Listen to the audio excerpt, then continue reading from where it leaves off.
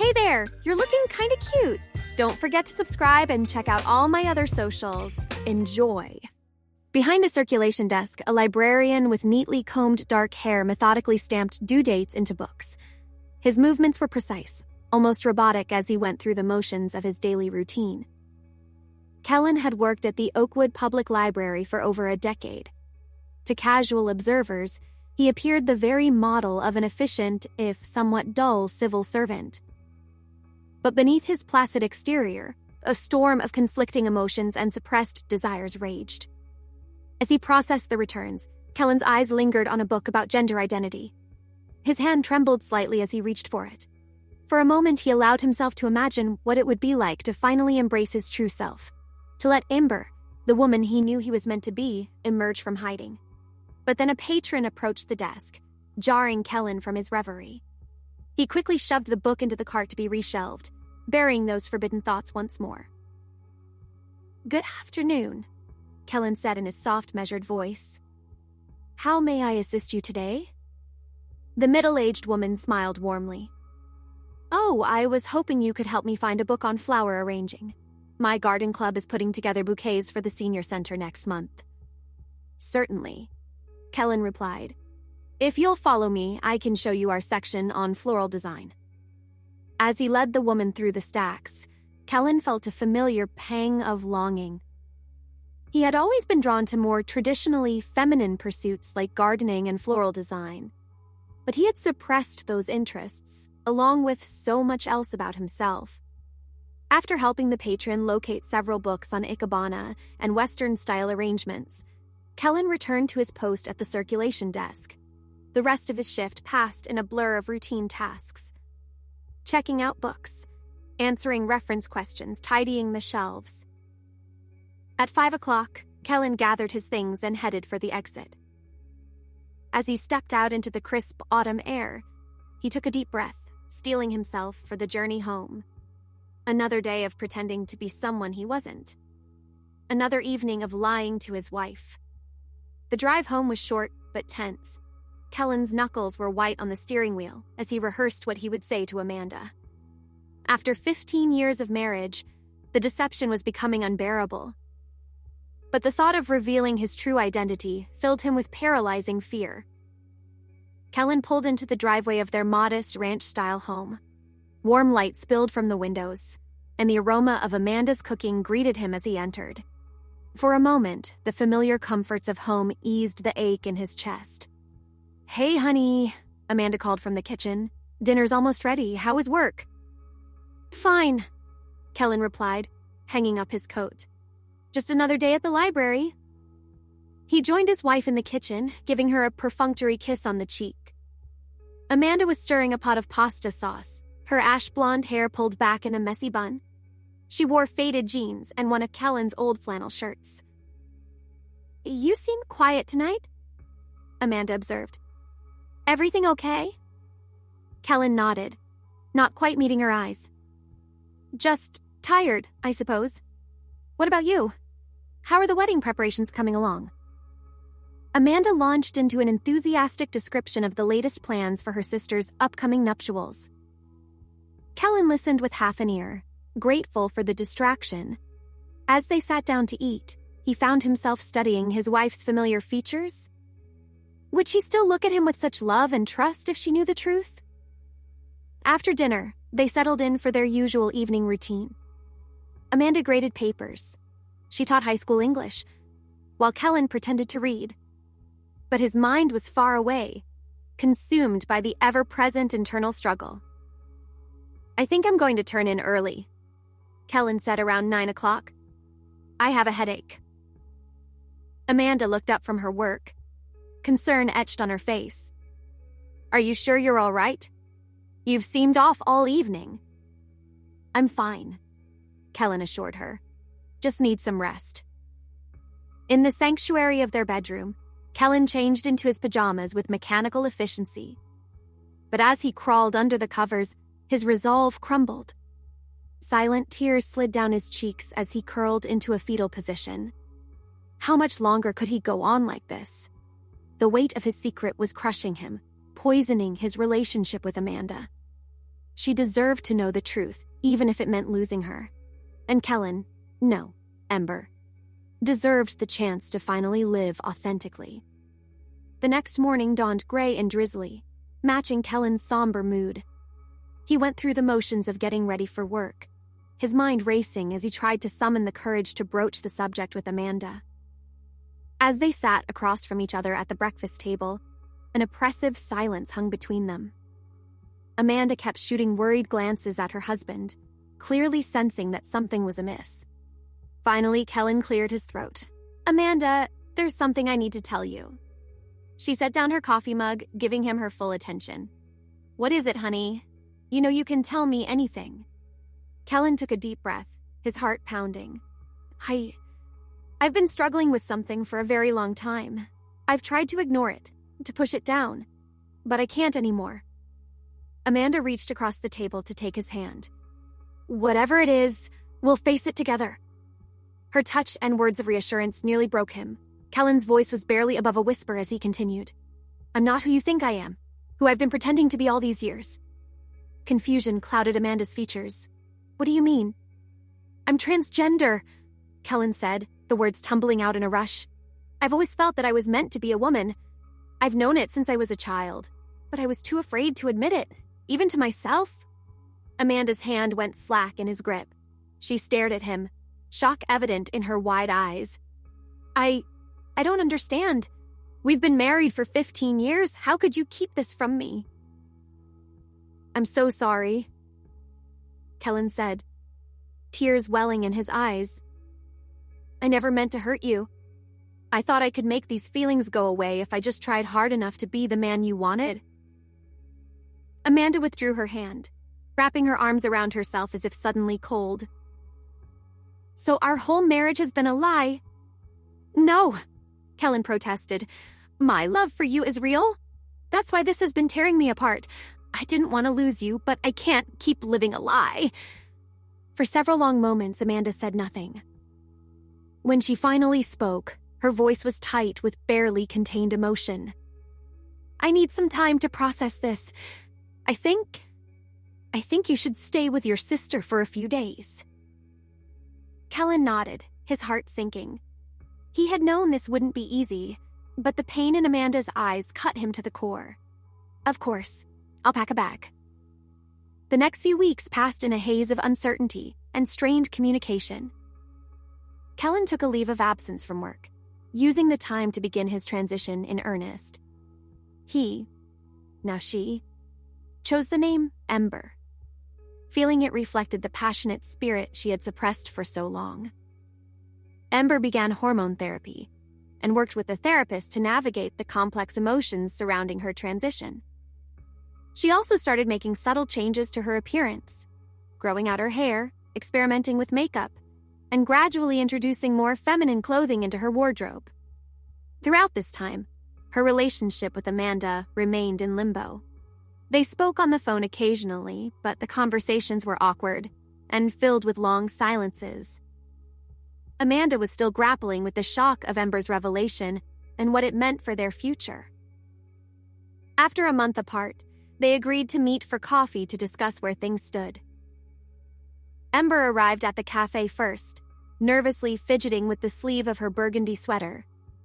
She had opted for a subtle look, light makeup, small silver hoop earrings, and dark wash jeans.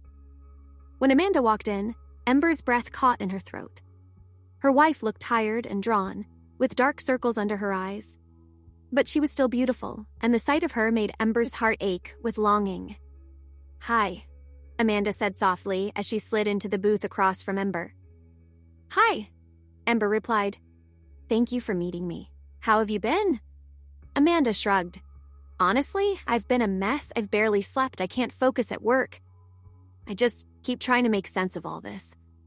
Ember nodded, fighting back tears. "I'm so sorry. I never wanted to hurt you." "I know," Amanda said with a sigh. "But you did. I feel like my whole world has been turned upside down. The man I married, the future I thought we had together, it's all gone." "I'm still me," Ember insisted. "My feelings for you haven't changed. I was hoping maybe we could find a way forward together." Amanda was quiet for a long moment, staring down at her hands. When she looked up, there were tears in her eyes. "I don't know if I can do that, K.E. Ember. I love you, but I'm not attracted to women, and I don't know if I can ever fully trust you again after keeping such a huge secret for so long." The words hit Ember like a physical blow. She had known this was a possibility, but hearing it still devastated her. "I understand," she said, her voice thick with emotion. "I won't try to force you into anything you're not comfortable with." They talked for another hour, working out the logistics of separating their lives. It was painful, but necessary. By the time they parted ways, both women were emotionally drained. Over the next few months, Amber threw herself into her transition. She legally changed her name and gender marker, continued with hormone therapy, and began the process of socially transitioning in all aspects of her life. One of the hardest parts was facing her colleagues at the library. Ember had worked there for so long, and she worried about how they would react to such a dramatic change. To her relief, most were supportive, if a bit awkward at first. Her supervisor, a kind-hearted woman named Diane, was particularly understanding. "We're glad to have you back, Ember," she said warmly on Ember's first day back at work. "Let me know if there's anything I can do to make this transition easier for you." Not everyone was as accepting, of course. Ember overheard some whispered comments and noticed a few patrons doing double takes when they saw her. But overall, returning to work was less traumatic than she had feared. As spring turned to summer, Ember began to feel more comfortable in her own skin. Her body was changing, becoming more aligned with how she had always seen herself. But the joy of finally living authentically was tempered by the pain of her failed marriage. Amanda had filed for divorce, and the proceedings were moving forward. They communicated mostly through lawyers now, which felt cold and impersonal after so many years together. Ember understood why it had to be this way, but it didn't make it any easier. One sunny Saturday in July, Ember decided to treat herself to a day out. She put on a floral sundress and sandals, feeling pretty and feminine. As she window shopped downtown, a colorful display in a florist's window caught her eye. On impulse, Ember stepped inside the shop. The sweet fragrance of flowers enveloped her, instantly soothing her frayed nerves. She wandered among the displays, admiring the artful arrangements. "Can I help you find something?" a friendly voice asked. Ember turned to see a smiling woman with curly gray hair. Her name tag identified her as Rose. "Oh, I'm just browsing," Ember replied. "Everything is so beautiful." Rose beamed with pride. "Thank you. We take great care with all our arrangements. Do you have any experience with floral design?" "And not really," Ember admitted. "But I've always been fascinated by it. I used to check out books on flower arranging from the library where I work." They chatted for a while about different styles and techniques. Rose's passion for her craft was infectious, and Ember found herself reluctant to leave. As she was about to go, Rose handed her a business card. "We offer classes here at the shop," she explained. "If you're interested in learning more, you should sign up. It's a great way to meet people and explore your creativity." Ember tucked the card into her purse, a spark of excitement igniting in her chest. Maybe this was just what she needed, a new hobby to focus on as she navigated this challenging time in her life. Over the next few weeks, Ember threw herself into learning the art of floral design. She signed up for beginner classes at Rose's shop and practiced at home whenever she had free time. There was something deeply satisfying about working with her hands, coaxing beauty from nature's raw materials. As summer faded into autumn, Ember's life settled into a new rhythm. She still had difficult days, especially as her divorce from Amanda was finalized. But for the first time in years, she felt truly alive and present in her own body. Her newfound passion for flowers didn't go unnoticed at work. When the library decided to spruce up the reading areas with fresh bouquets, Ember volunteered to handle the arrangements. Her creations drew compliments from staff and patrons alike. One crisp October afternoon, Ember was carefully placing a fall-themed arrangement on the reference desk when Diane approached her. "Ember, do you have a moment to chat in my office?" Ember's stomach clenched with anxiety. Had she done something wrong? Was there a problem with her work? She followed Diane to the small office, perching nervously on the edge of a chair. To her surprise, Diane was smiling. "Relax, you're not in trouble," she assured Ember. "I wanted to talk to you about an opportunity. As you know, Marge is retiring at the end of the year. We'll be looking to fill her position as head of community outreach." Ember nodded, still unsure where this was going. "I think you'd be an excellent candidate for the role," Diane continued. "You have a great rapport with our patrons, and your work with the flower arrangements has shown real initiative and creativity." Ember was stunned. I'm flattered," she stammered. "But are you sure? I mean, given everything that's happened this year..." Diane's expression softened. "Ember, you've handled your transition with grace and professionalism. If anything, I think it's given you valuable perspective that could benefit our outreach programs. Of course, the decision is ultimately up to you, but I hope you'll consider applying." As Ember left Diane's office, her mind was reeling. The idea of taking on a leadership role both thrilled and terrified her. Did she have what it took to succeed in such a visible position? That evening, as Ember tended to her growing collection of houseplants, she mulled over Diane's offer. Her gaze fell on a small pot of purple African violets, Amanda's favorite. A wave of melancholy washed over her as she remembered how she and Amanda had once talked about growing old together, tending a garden in their retirement. Those dreams were gone now, shattered by the weight of the secret Ember had carried for so long. With a pang of regret, she wondered if things might have been different if she had found the courage to be honest with Amanda years ago. But dwelling on what-ifs wouldn't change the past. Ember had to focus on building a future for herself, one where she could live authentically and make a positive impact on her community. As she watered the violets, Ember made a decision. She would apply for the outreach position at the library, and if she got it, she would use the role to help others who might be struggling with their own identities or feeling isolated. The next few months were a whirlwind of activity. Ember threw herself into preparing for her interview, all while continuing her floral design classes and navigating the final stages of her divorce. The legal proceedings were draining, both emotionally and financially, but Ember was determined to handle them with grace. When the day of her interview arrived, Ember dressed carefully in a tailored burgundy pantsuit.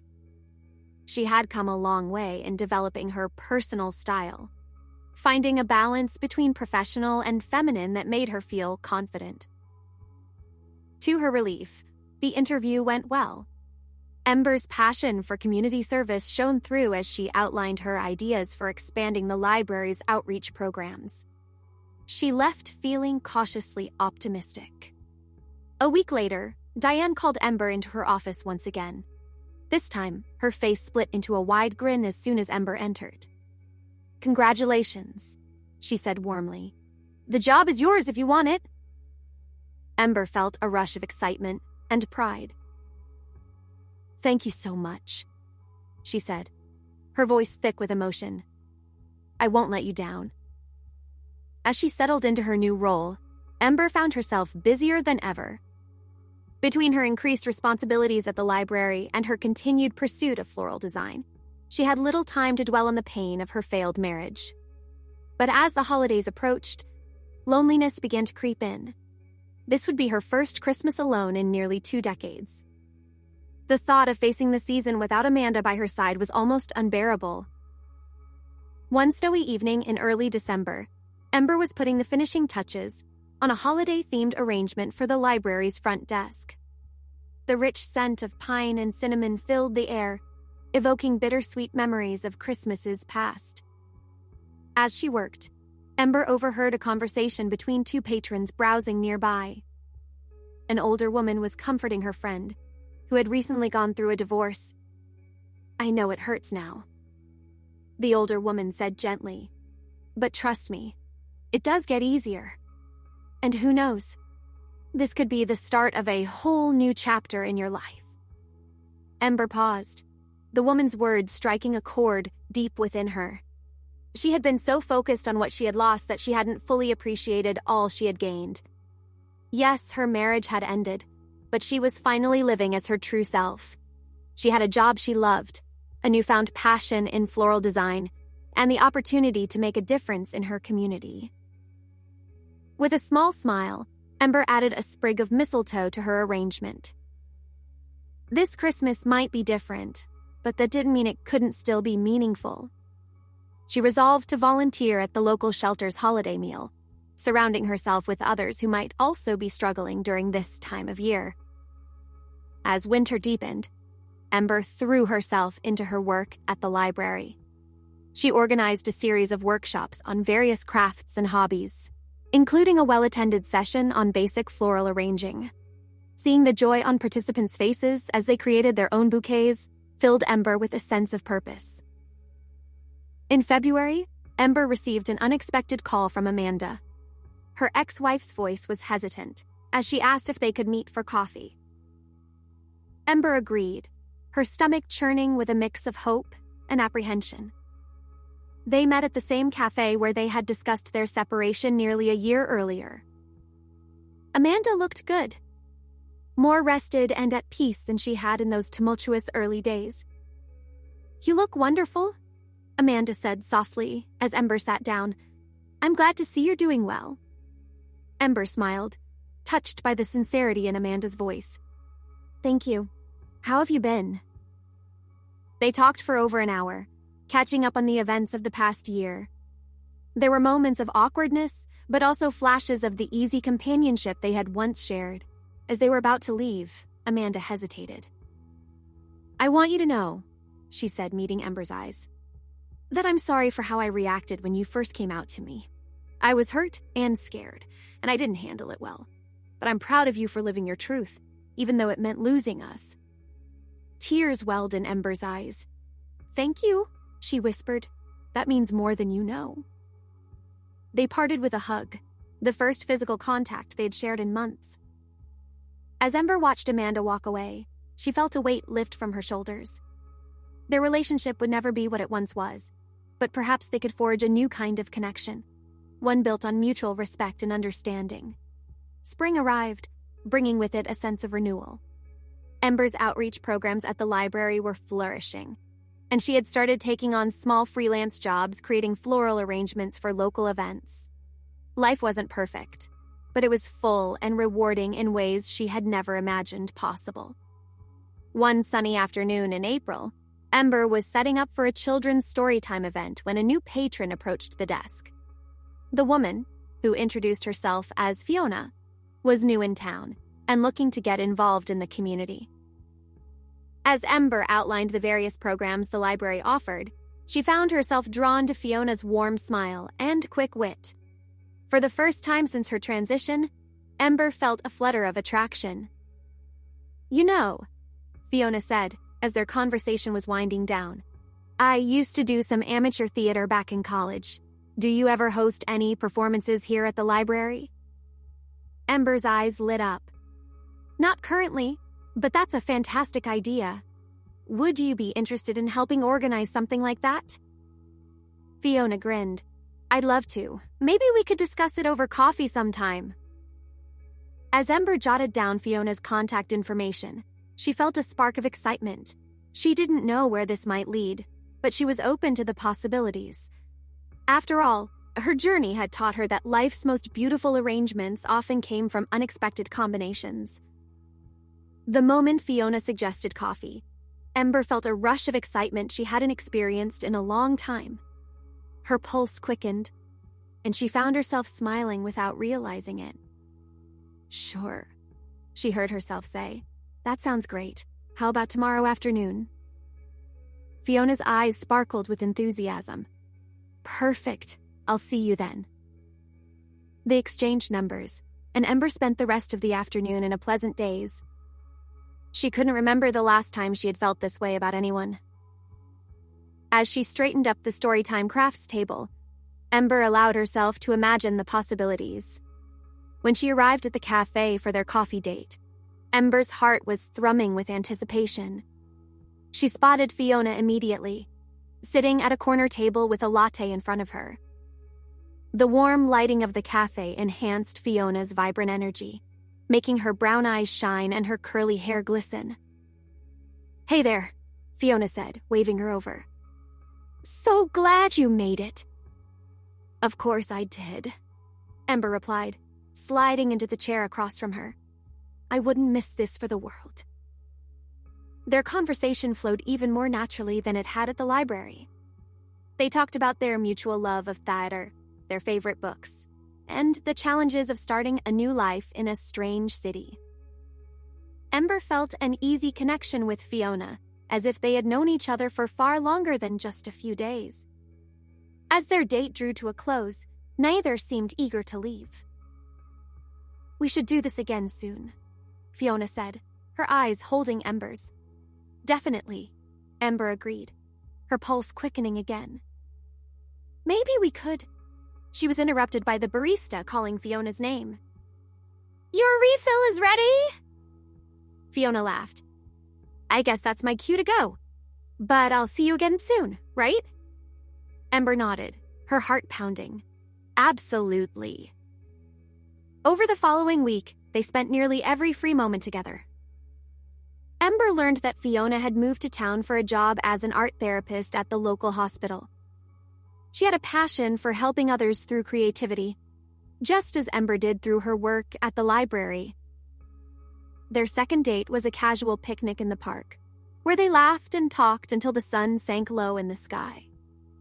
Fiona's smile, her soft laughter, the way she would occasionally touch Ember's arm or knee as she spoke.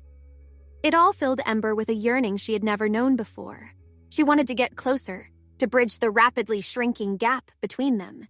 Thanks for watching! The rest won't be viewable on YouTube, so check out Patreon if you want more.